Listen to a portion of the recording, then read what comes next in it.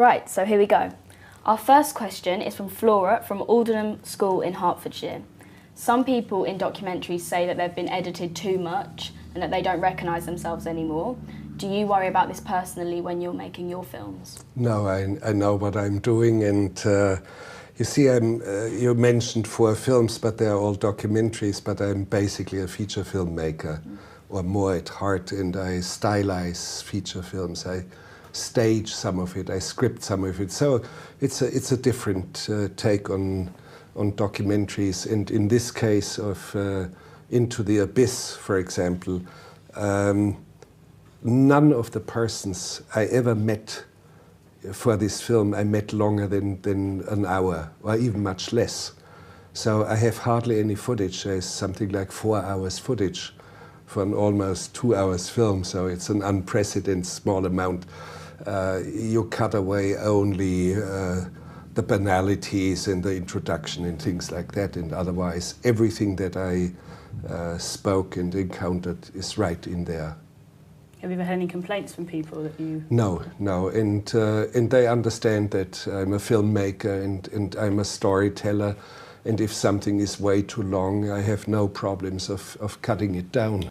Out of interest, do you ever find that people aren't willing to be involved in your films? Normally they are, but you have to approach them in the right way. Yeah. You have to take them seriously, and you have to respect them, and you have to find the right voice.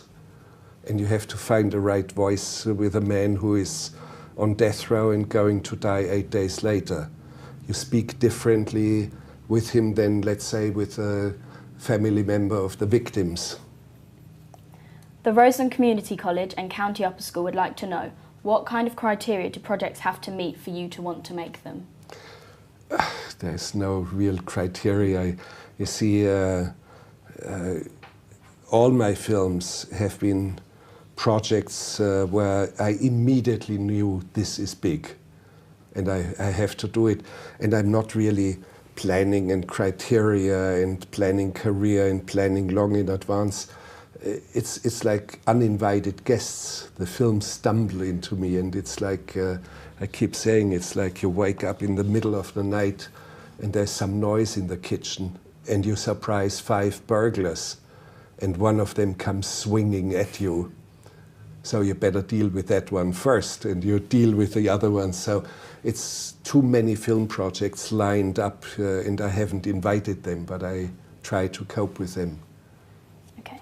I think you've sort of just answered this, but David at Lawnswood School wanted to know, he's noted that filmmakers often start with documentaries and then move on to feature films, but you seem to have done it the other way around. Was there any planning there? Or was it the other way around, yes. Yeah. I started with feature films, and I still make feature films, and now I have 5 or 6 feature films lined up, and only 1 documentary. And strangely enough, from doing films, I moved into writing as well. Now I have moved into acting, so I'll be in a film. I play a villain in a film with Tom Cruise, which will be out in about a year. It's called One Shot. Yeah. So, and it's a real badass bad guy, dangerous, vile, and debased. And I'm fairly good at that. So you see me in other parts of what constitutes filmmaking. As you've just mentioned, you've been an actor, a director, a producer, and a screenwriter. Yes. Do you have a favourite out of these roles? I like it all. Okay. Everything that has to do with cinema, I love. But you don't go to the cinema very much? No, not really much, but I read. I read much more. I see 2, 3, 4 films a year. It's not really that much.